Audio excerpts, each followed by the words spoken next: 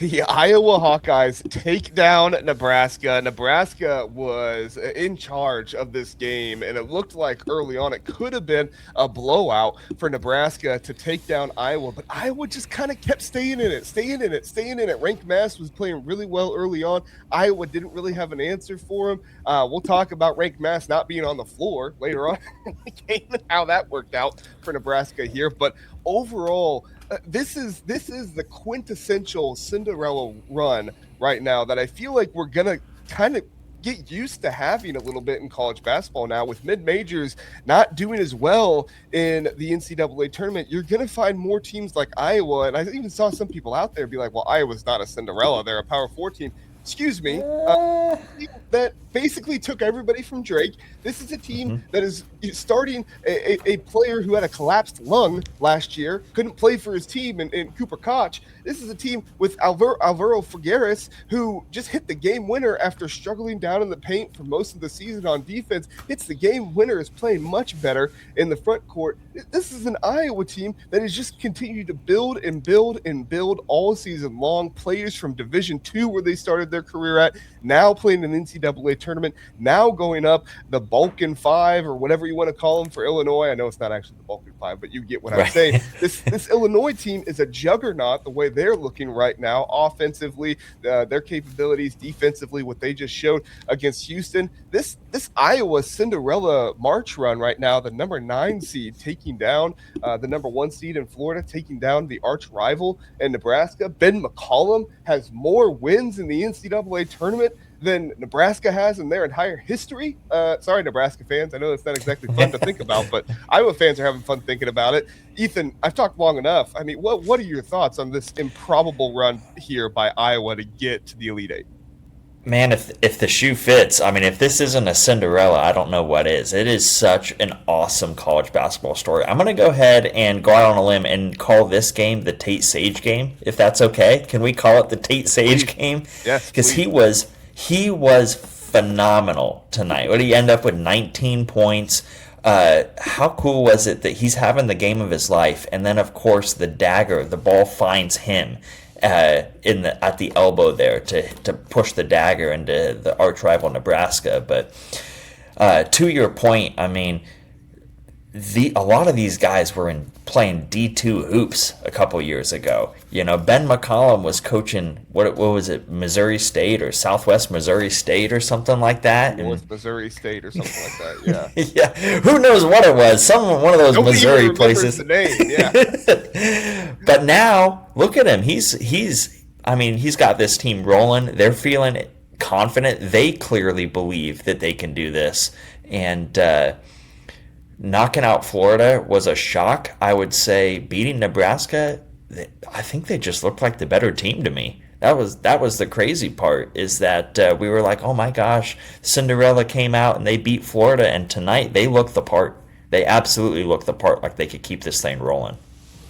Yeah, it kind of reminded me of the Ohio State game a little bit earlier on the season. Ohio State kind of came out early and blitzed Iowa, and then you just had a little bit of time for Ben McCollum to put things together, schematically, whatever it might be, and then they start making the comeback. They stay within it just little bit by little bit. At the end of the first half, the score of this one is 46-43, when it really shouldn't have been that close with how well Nebraska was playing. And then in the second half, Iowa, I mean, they are the comeback kids with the second half takeover, 46-43 at halftime.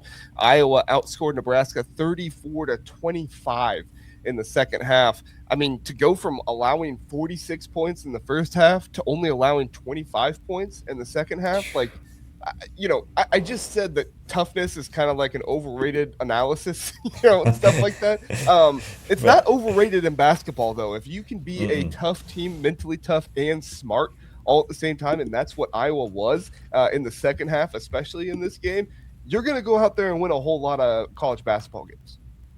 I mean, the offensive efficiency from Iowa was absolutely absurd in this game. They shoot 52% from the field, 27-52. They shoot 43% from three. They end up with 77 points on a pretty low possession game.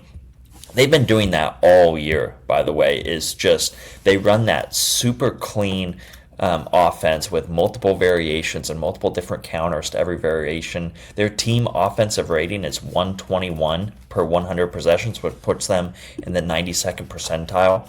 So this is a team, if you would just look at the final score, you'd say, oh, they don't score very much. They're not very offensive minded because usually they play pretty slow, right? But when you actually look at the efficiency, this is a team that just puts the ball in the bucket at a incredible rate, and they did that again tonight. I mean, Nebraska, the story of the game was shot quality. The story of the game tonight was one team able to get easy shots and score efficiently, and the other team just couldn't find a bucket. Nebraska went through long stretches of this game where they just could not make a shot.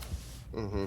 Philip says, I still can't understand how Iowa is in the Elite Eight and lost to Maryland in the same year. And don't forget, they lost to Penn State that down the stretch of the season. It wasn't even early on in the season. They lost to Penn State. I go on an Iowa radio show every Monday morning here during basketball season with my guy Spencer. And Spencer, after that Maryland game, was just these aren't his words for word, but basically the Iowa fan base was kind of like, do we stand any chance? We just lost to Iowa. And I remember coming on that radio show and saying, look, this sucks. Don't get me wrong for Iowa fans, but also you just look at the way this Iowa team plays, their pace of play, their style of play.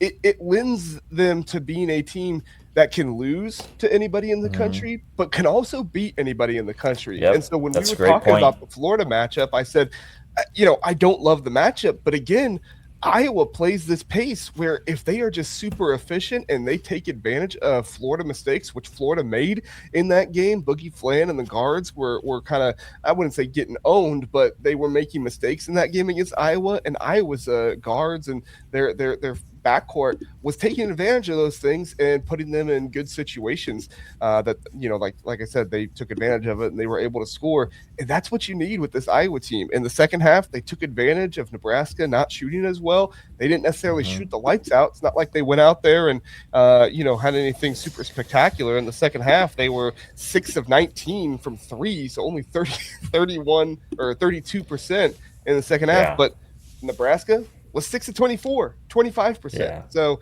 it's all about taking what the other team gives you. And I think Ben McCollum is one of the best coaches at doing that in the country.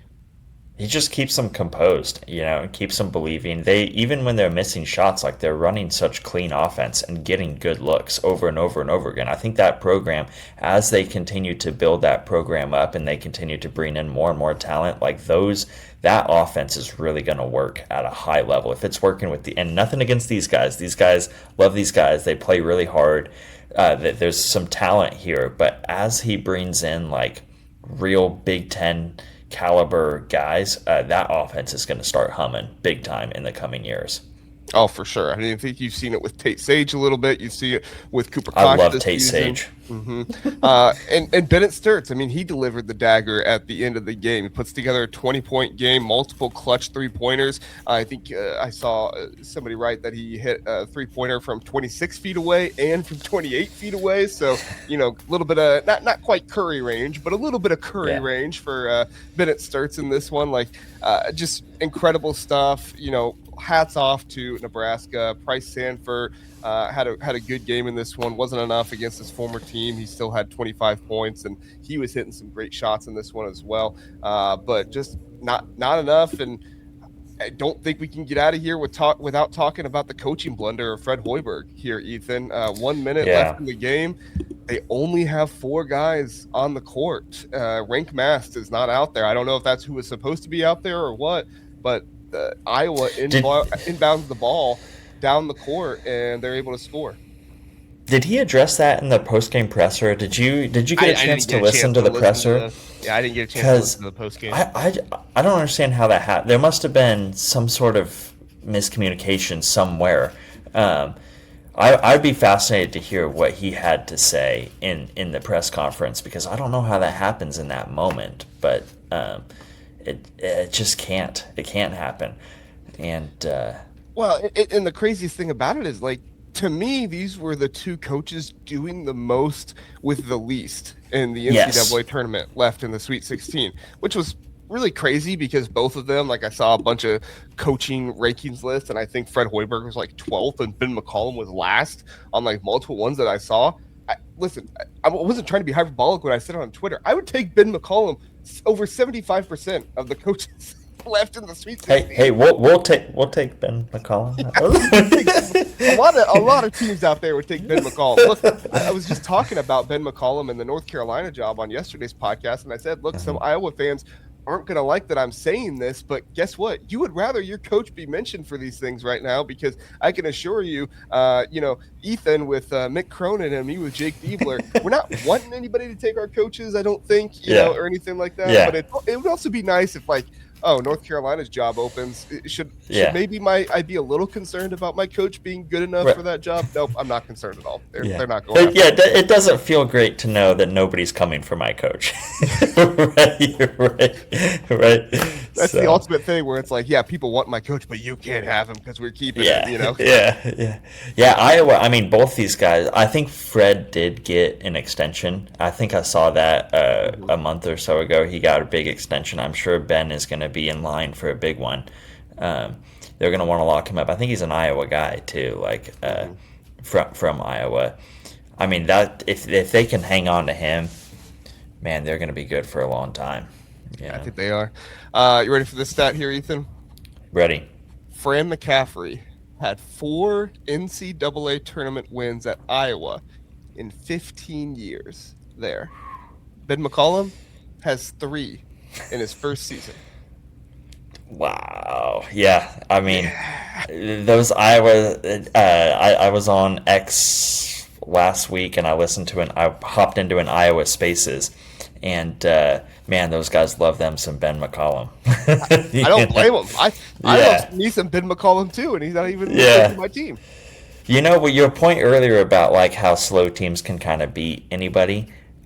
Is so good. Like that, when you look through the NCAA tournament, like the teams that are making it to the end are always like the crescendo between pace and like talent level. Like you have to have a certain level of talent to make the Elite Eight, to make the Final Four. But the slow teams always play better than the fast teams. And I remember like Fran always had talent. They always had dudes going to the NBA. But somehow, like, the pace and the defensive intensity was never quite there with the Iowa teams. Yeah, and it was really huge in this game too, because I looked up the stats earlier in Nebraska. I forget exactly what the percentage is. I think it was 88%. Don't quote me on that. I'll have to look it up here in just a second. But Nebraska, when they play more than 67 possessions in the regular time of the game, they have won 88% of those games. Wow. This game, only 61 possessions. Yeah. And Fred, that makes so much sense because Fred is at like the forefront of the pace and space, like NBA style. Illinois does that a lot too, pace and space. So that stat makes a lot of sense to me. Honestly, like I'm gutted for Nebraska fans because they had such an awesome season and best season in school history, and then to have to lose to your, like, get knocked out by your rival at the end, like, sucks because it's hard to celebrate such awesome accomplishment that this season was. But they should try to, like, it's going to take a little bit of time, but once they get over it, I think they'll realize and come back and appreciate just how special this season was. It's a very special season, best season in Nebraska history. The Nebraska fans, you can take some solace in the fact that you're not Duke when Coach K lost in the Final Four, his final game against Hubert Davis, North Carolina. So 3 years later, Hubert Davis is fired. Coach K's gonna have to live with that. Yeah. So I don't think that's foreshadowing to Ben McCollum getting fired or anything like that. No. We're not putting that in the universe. No, not at all. All right. Any final thoughts on this Iowa-Nebraska game here? No, I mean, I think we kind of nailed it. Iowa, man, I think they're going to give Illinois a run for their money. Early pick. You going with Illinois? Going with Iowa? Yeah. So in my preseason like Big Ten rankings, I caught a lot of flack for putting Illinois number 1 ahead of Purdue, and I feel like now I have to stick to my guns. I've got to stick to my guns and say I'm gonna ride the Illini. All right, there you go. Hey, I'm going to ride with the Illini too, but you know what? I am not by any means counting out Iowa at all. I'm going to ride with Illinois, but I'm also going to say don't quote me on that because this Iowa team seems like they can beat anybody at this point. Right. My reverse jinx is lethal, so maybe the Iowa fans are happy about that. There you go.